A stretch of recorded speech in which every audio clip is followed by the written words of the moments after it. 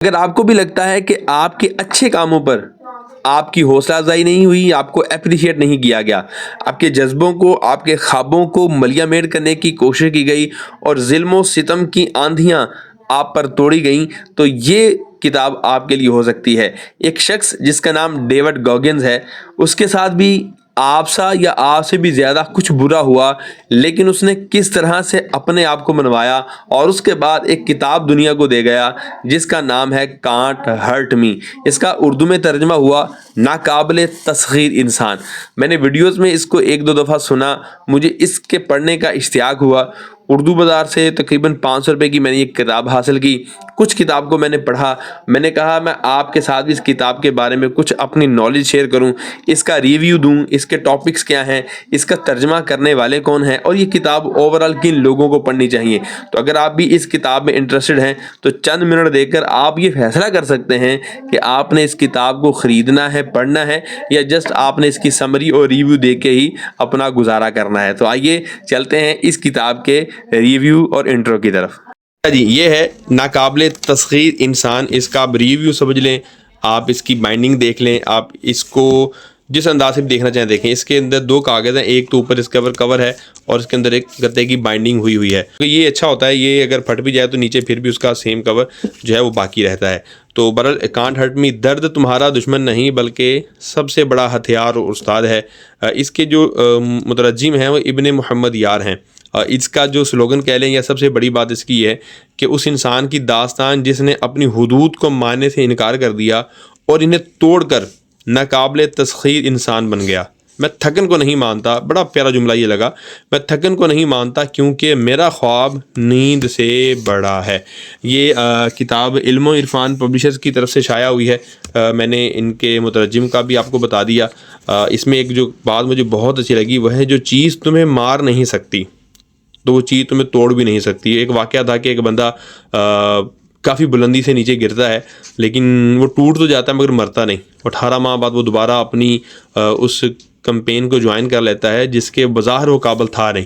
تو پھر اس کے بعد نے لکھا کہ جو چیز تمہیں مار نہیں سکتی تو وہ چیز تمہیں توڑ بھی نہیں سکتی۔ باقی اس کا پہلا صفحہ وہی جو باہر ہے چیزیں الحمد مارکیٹ، آپ خود بھی اب فون کر کے ان سے اس کی قیمت اور معلومات حاصل کر سکتے ہیں۔ اس کی قیمت انہوں نے اندر 1200 روپے دی ہوئی ہے، تو یہ 500-600 کی تھی، مجھے اب یاد نہیں ہے، بہر 500-600 کی ہے۔ خیر، اندر یہ اس کی فہرست اگر آپ دیکھیں تو فہرست کافی لمبی چوڑی ہے۔ مجھے تو ایک عدد بن جانا چاہیے تھا۔ سچ کڑوا ہوتا ہے، ناممکن کام، خوش حوصلہ شکنی، محافظ ذہن، یہ ٹرافی کے بارے میں نہیں تھا، سب سے طاقتور ہتھیار، صلاحیت کی ضرورت نہیں، غیر معمولی میں غیر معمولی، ناکامی کی طاقت اگر ایسا ہو جائے۔ اس میں آپ دیکھیں تو کافی لمبا چوڑا ایک ہی موضوع کو لے کر بیان کیا جاتا ہے۔ اس میں ایک چیز جو مجھے تھوڑی سی آکورڈ سی لگی، میں اپنی آپ کو کیا کہتے ہیں جرنی بھی شیئر کرتا ہوں، لیکن اس سے پہلے یہ مترجم کا تعارف ہے، اس کو ایک دفعہ پڑھ لیں، پھر ان کے جتنے بھی ہیں اس کو پڑھنے کی ضرورت نہیں ہوتی۔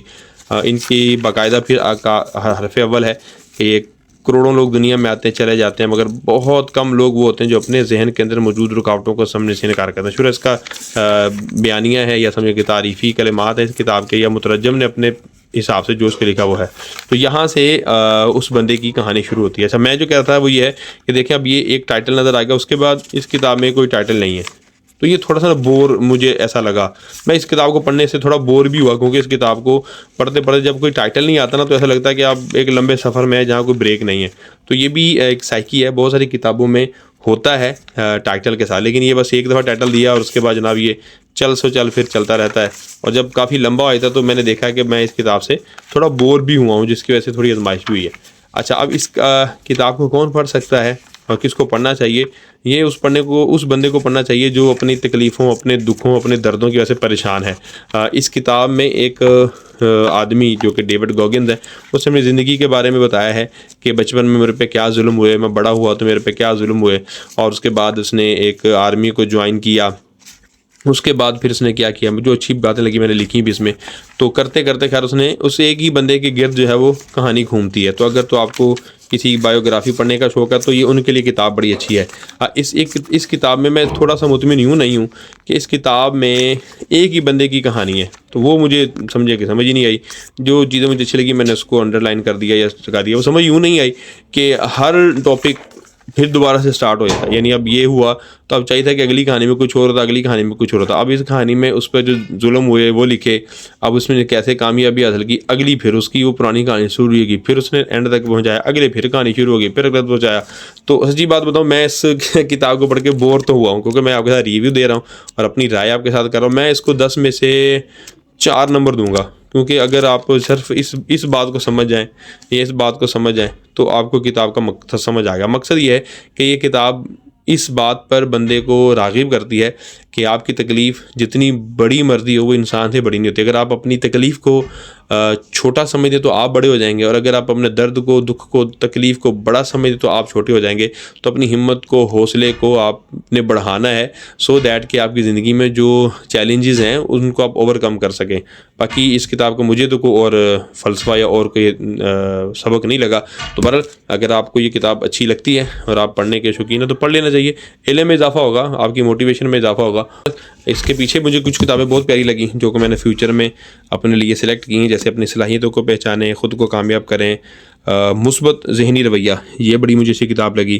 یہ بھی اچھی ہے, living through the personal crisis. اور اس کے بعد اللہ کا بھلا کرے, خوبصورت ذہن, یہ بھی اچھی ہے, یہ بھی اچھی ہے. بہرحال مستقل گاہ کیسے بنائیں, تو اگر آپ کو یہ کتاب اچھی لگتی ہے تو آپ ضرور پڑھ سکتے ہیں. بہرحال میرا جو ریویو جو میں نے دیا آپ جیسا بھی تھا قبول کیجیے گا. بہرحال اللہ تعالیٰ آپ کا بھلا کرے. مزید کتابوں کے حوالے سے ہم جاننا چاہیں تو مجھے بتا سکتے ہیں. اگلی میں کس کتاب کا ریویو کروں اور مجھے بتائیے گا. اس